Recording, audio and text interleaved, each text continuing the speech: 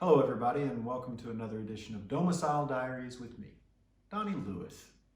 Today I just wanted to speak to everybody about expectations. Expectations have been described as premeditated resentment, and I really like that description of things. And I know we've all heard about expectations, and your parents expect this of you, and your boss expects you to do the job, and they have reasonable expectations, and you have to live up to those expectations. And maybe your boss has got a point. He expects you to do the job he hired you for. Maybe your parents have a point. They expect you to do the things that they ask of you. But are we setting ourselves up for failure when we're making these expectations? I believe that we are. I think that we are premeditating those resentments because it builds those resentments when people don't meet those expectations, including within ourselves. And we often don't. And that's not a terrible thing. Maybe those expectations weren't as reasonable as we thought that they were. Maybe something has changed in the meantime that made it impossible to live up to those expectations. And we have to accept that, right? We've talked about acceptance before. We know how important that is. And this is part of it. This is kind of the other side of the coin. When we're expecting things of other people, we're expecting that they know what we know. And there's no way to be able to know what other people know. That's making an assumption when we all know that that makes an ass out of you and me. That's a funny old thing from a teacher of mine, but it makes sense. It fits. We can't assume what other people know, so we can't expect them to act on something that we're assuming that they know.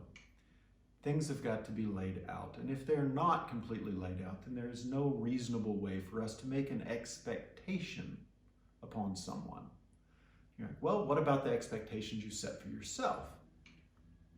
You're still going to have to accept that you might not be able to reach those, and by setting an expectation for yourself, you're making it a goal that you need to reach, and if you don't, you're unhappy. This is setting yourself up for failure. You're going to dislike what you're getting out of it. You're not going to be present for the journey. You're not going to be doing what you need to be doing now in order to reach that goal if you're too focused just on that goal, that expectation of yourself. So in my mind, there is no room for expectations. None of us can have them for anyone else or for ourselves.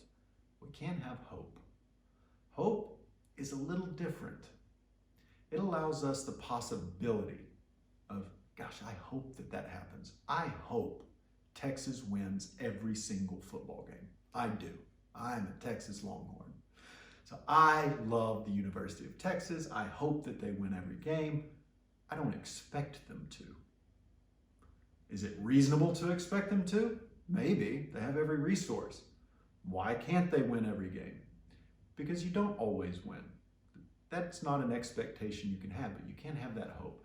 Everybody can have that hope that you achieve those goals. You can hope that you're going to make it to work on time because you left in time to get there, but you couldn't prevent the accident that caused the traffic jam that kept you from getting to work on time. There's nothing you can do about that. You have to accept that. And therefore your boss is upset because you didn't fulfill the expectation that you would arrive to work on time. There's all those things that lead up to why expectations are the ruination of everything. So I hope that you guys know who I am, but I didn't expect you to, which is why I introduced myself. I hope that you have a great day. I hope that you take all the measures that you can in order to keep yourself and everyone else safe during these continued chaotic times. And I hope that you're happy. Thanks a lot.